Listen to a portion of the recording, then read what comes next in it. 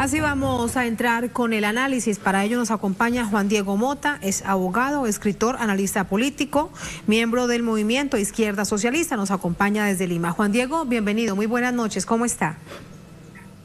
Muy buenas noches, Tatiana, y muy buenas noches a todos los que nos siguen por las redes y en la transmisión en vivo. Muchísimas gracias. Primero quiero pedirle que hagamos un poco de historia, porque los casos que vinculan al expresidente Alejandro Toledo no son específicamente en los 4 años de gobierno, 5 años de gobierno, sino posteriores, cuando se destapa el escándalo de Odebrecht en América Latina y lo acusan directamente a él, y después de esto también por lavado de dinero. Él se va para Estados Unidos, ha pasado todo este tiempo hasta ahora que llega ya en un proceso de extradición bastante sorpresivo después de que se pedía desde hace 6 años. Así que quiero primero preguntarte acerca de cómo ver esta historia en este momento. Claro, como tú bien has dicho, este tema no es nuevo, tiene toda una historia, ¿no? En donde el presidente Alejandro Toledo, que estuvo un mandato del 2001 hasta el 2006, representa en primer lugar la continuidad y la profundización de las políticas neoliberales en el Perú. Él, si bien es cierto, se levanta las banderas de la lucha antifujimorista, la recuperación de la democracia luego de la caída de Alberto Fujimori, tenemos que señalar plenamente que él lo que hace es montarse en la ola de las luchas populares que derrotaron en las calles la dictadura de Alberto Fujimori, para él luego capitalizar, ¿no?, como una ficha a la derecha y continuar el modelo neoliberal. Pero, digamos, con modales más democráticos, entre comillas, un representante de la derecha más liberal, podríamos decir, no de la ultraderecha en el Perú, y que tiene todo el aval del imperialismo norteamericano. Además, debemos señalar que el gobierno de Toledo se caracterizó por la participación también de algunos sectores de centro, incluso de centro-izquierda, ¿no?, sectores tecnocráticos en su gobierno, pero fue la continuación y la profundización del modelo neoliberal. Y en ese sentido, como no puede ser de otra manera, es que este presidente incurre en severos actos de corrupción que no se van a destapar en su gobierno, sino que van a salir después, cuando, tú bien has señalado, se destapa en toda América Latina el escándalo de los sobornos de Odebrecht, ¿no? A el señor Alejandro Toledo se le acusa bastantes evidencias de haber participado en actos de corrupción para la licitación y la contratación, la realización de la carretera interoceánica que unía la costa peruana en el Pacífico hasta el Océano Atlántico en Brasil, ¿no? Concesión que fue entregada a Odebrecht. Se habla de que se habría recibido más de o hasta 35 millones de soles, se habla de 25 hasta 35 millones de soles, eso está ahí en un debate que se tendrá que esclarecer. Pero también no solamente es el tema de colusión, ¿no?, que por lo cual puede recibir desde 15 a 20 años, sino también el tema de tráfico de influencia, ¿no? Y también el tema de lavado de activos, porque hay otro caso que está vinculado, que es el caso Ecoteva, así se le llama, en donde a través de paraísos fiscales de una empresa en Costa Rica se trató de lavar este dinero ilícito, ¿no? De eso se habla hasta de 4,5 millones de dólares. Entonces, Toledo es un presidente que continúa y profundiza el modelo neoliberal, llega a matar a personas, ¿no? En el Arequipazo, por ejemplo, murieron muchos jóvenes en un levantamiento popular que ahogó a sangre fuego.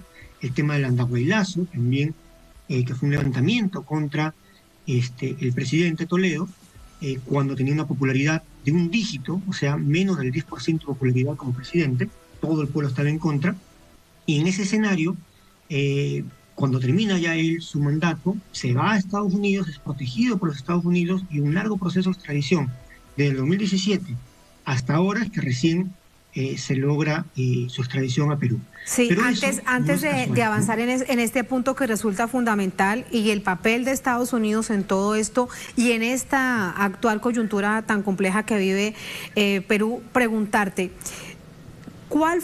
¿qué crees que hay detrás? Ya ha pasado cierto tiempo para mirarlo de una manera histórica y en ese análisis político que podamos plantear. para haber de nuevo traicionado al pueblo. Lo hizo el expresidente Alejandro Toledo, lo hizo Kuczynski, lo hizo Ollanta Humala. ¿Qué es lo que ha pasado? Porque eso es parte también de la lamentable tragedia que vive hoy el país. Llegan con un plan de gobierno muy cercano al pueblo, pero cuando asumen el cargo, pues todo esto se diluye. ¿Qué crees que es lo que ha pasado? Y todo esto además transversalizado por el escándalo de Odebrecht que los tocó a estos 3 expresidentes. Bueno, es importante lo que tú señalas. Recordemos que tanto la victoria de Alejandro Toledo en el 2001, la victoria de Ollanta Humala en el 2011, y la victoria de Pedro Castillo reflejan, ¿no?, el descontento popular que apostaba por una figura nueva. En el caso de Ollanta, el programa de Ollanta Humala hablaba de la gran transformación, de una crítica al modelo neoliberal.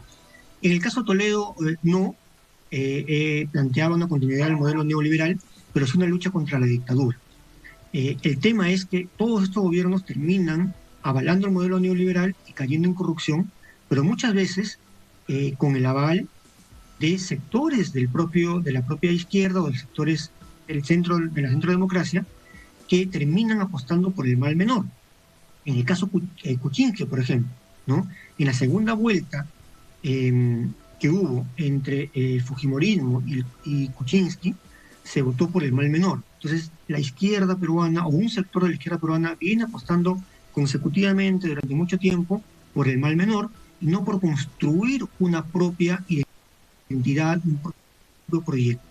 Eso creo que es una de las explicaciones de por qué siempre terminamos siendo traicionados por personas en las que se dan confianza que no deberían darse. Sí. Sí. Y ahora esto era realmente importante para comprender por qué ha sido, si lo vemos históricamente, aunque ha pasado poco tiempo para hablar de la historia de un país, una constante de Estados Unidos. Durante parte de todo este proceso, bien lo decías, el gobierno de Estados Unidos protegió a Alejandro Toledo. ¿Qué pasa ahora que le suelta la mano? Sin duda, esa es una buena pregunta. Y eso hay que unirlo con otro dato relevante. El día de ayer se ha montado un show mediático increíble en la prensa peruana. Hemos tenido 12 horas continuas de transmisión en vivo de la extradición de la avenida de Toledo acá al Perú.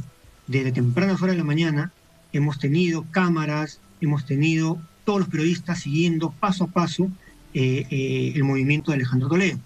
Este despliegue informativo no es para mí otra cosa que una cortina de humo que lo que trata es lavarle la cara al régimen y mostrar trofeos, ¿no?, como también se ha señalado. Es decir, el gobierno quiere dar el mensaje de que está combatiendo contra la corrupción y por eso han encontrado un buen momento para traer a Toledo. Sabe este gobierno usurpador, ¿no es cierto?, este gobierno dictatorial que es producto de un golpe de Estado, un gobierno de facto, que su aprobación está por los suelos. Tiene menos del 15% de aprobación y el Congreso tiene apenas el 6% de aprobación. La gente en las calles, a las cuales solamente se las puede frenar reprimiendo, más de 68 muertos en el país en los últimos meses, como bien ya sabemos. Entonces, la única manera que se puede mantener, ¿no es cierto?, y granjearse un poco de publicidad es con estos actos mediáticos.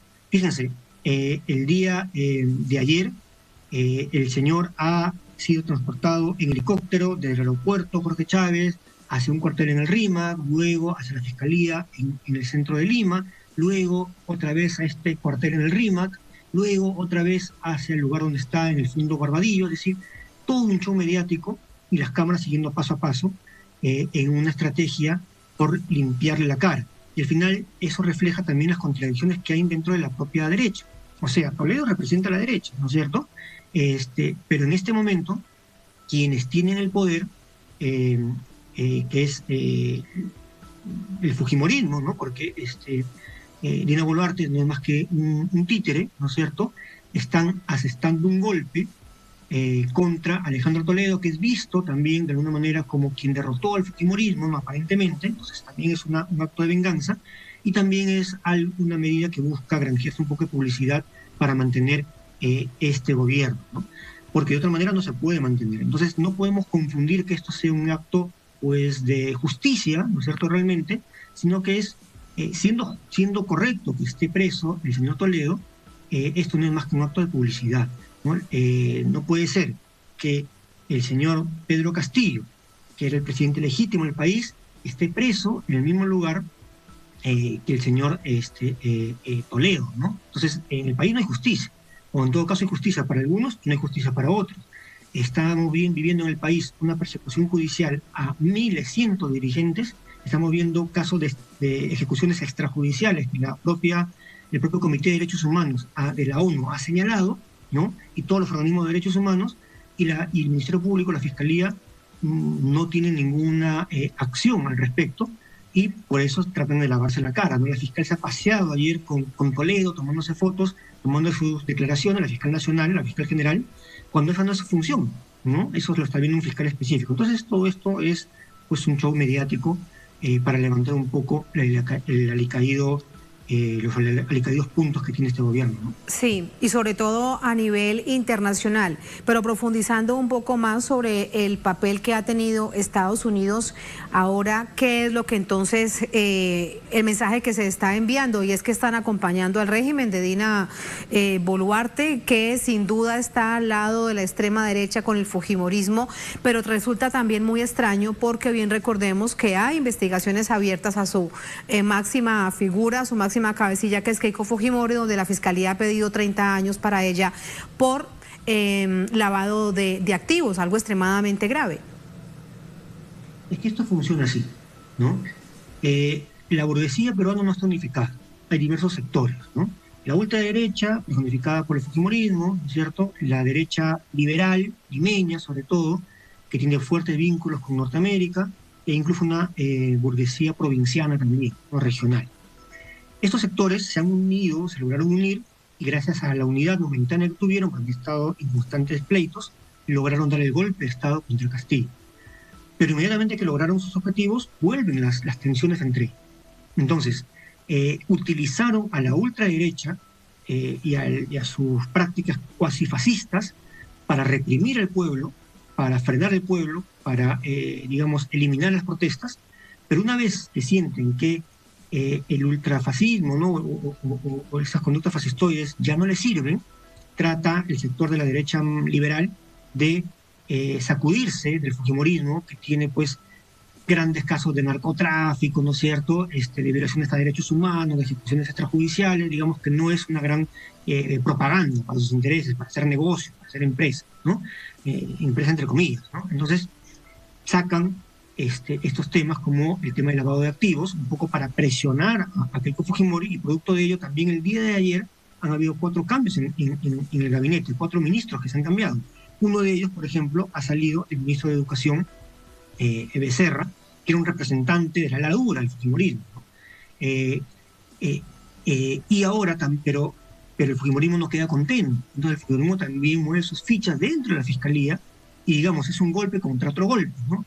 Me sacas esta denuncia, a mí el fujimorismo, entonces yo te saco esta denuncia en respuesta contra Toledo, que digamos está más emparentado, entre comillas, con esa derecha liberal. Entonces, hay un golpe y un contragolpe constante entre ellos, y creo que los Estados Unidos lo que hacen es, están en un momento con uno, en un momento con otro, con tal de mantener un equilibrio de poderes y que esto no termine reventando entre los aspectos de la derecha, porque si eso sucede, es un momento donde el pueblo puede, digamos, aprovechar de alguna manera y seguir en su avance, al avance en nivel de organización, en nivel de conciencia, y lograr por fin una vez derrocar esta dictadura, ¿no? Entonces es parte de ese tinglado. Parte de todo esto. Ahora, con respecto al tiempo que él debería pasar en la cárcel, inicialmente son 18 meses de prisión. Algunos dicen que, por ejemplo, podría ir a prisión preventiva si él se suma a esto que se llama delación sincera, es decir, contar todo lo que él sabe, como se conoce coloquialmente en Colombia, prender el ventilador, es decir, acusar, contar todo lo que él sabe, y esto le bajaría la pena. ¿Cuál es el punto entonces desde el proceso judicial que crees que está sucediendo en este momento, sobre todo con esto que planteabas, cómo la Fiscalía se ha movido durante estas últimas 48 horas? Claro, recordemos que la pena por la cual él está acusado, el tipo penal es colusión, ¿no? El artículo 384 del Código Penal dice que esto puede ser la colusión agravada puede ir hasta 20 años de prisión, entre 15 y 20 años, no es poco, ¿no? O sea, estamos hablando que él ya podría quedarse en la cárcel para siempre, ¿no? Entonces, es probable que se acoja a este tema de la colaboración eficaz, ¿no? Para minorar su pena. Esto demostraría finalmente que más que un acto de justicia, acá se van a mover, va a haber correlación de fuerzas, ¿no? Se van a mover acuerdos internos, ¿no? Toledo va a tratar de zafarse, ¿no es cierto? Y como tú dices, ¿no? Prender el ventilador, echar la culpa a otros, o delatar a sus socios, o buscar acuerdos para lograr una reducción de su pena, ¿no? Y nuevamente van a entrar en conflicto los sectores de la derecha en estos casos, porque claro, Toledo a quienes va a comenzar a echar son a sectores probablemente de la derecha liberal, ¿no? Entonces, eso va, digamos, quien va a cicatear eso va a ser la ultraderecha, y se va a generar nuevamente un juego de tensiones. ¿Cómo va a terminar esto? ¿Qué cosa es lo que la Fiscalía va a hacer? Ojalá nuestra Fiscalía, no dudo que hay fiscales probos, ¿no? Pero lamentablemente quien maneja la Fiscalía desde las altas esferas está también coludida o tiene denuncias con casos de narcotráfico, casos de tráfico de influencias, ¿no es cierto? La fiscal tiene serias acusaciones para mantenerse en el cargo, la fiscal nacional, la fiscal general, porque ni siquiera tiene su tesis presentada de manera pública, o sea, sus títulos pueden haber sido títulos bamba, falsos. Entonces, todos esos temas van a jugar en última instancia. Al final, va a ser una correlación de fuerzas entre la derecha, la que va a definir, creo yo, cómo va a responder la justicia. Yo tengo pocas esperanzas en que la justicia actúe de manera proba, sino a través de una correlación de fuerzas entre ellos. Mucho dependerá también de que el movimiento popular siga avanzando, ¿no? La única manera de que haya justicia efectiva y real contra todos los corruptos que hay en el país es que haya un gobierno legítimo, ¿no? Y que el poder popular se manifieste de manera ejemplar y no tengamos fiscales que estén coludidos o que respondan a intereses de los grandes poderes, ¿no? Una de las reformas que se está planteando, que se está discutiendo en una futura Asamblea Popular Constituyente, justamente que hay una reforma en la magistratura profunda, ¿no? Que los fiscales, por ejemplo, puedan ser elegidos por voto popular, ¿no? Y no manejado por las mafias. Y no manejado por la extrema derecha, en este caso, que es la representación del fujimorismo. Muchísimas gracias por ese análisis. Muy buenas noches. Muchas gracias a ti. Gracias, hasta luego. Vamos, antes de avanzar con la noticia, a entregarles información de...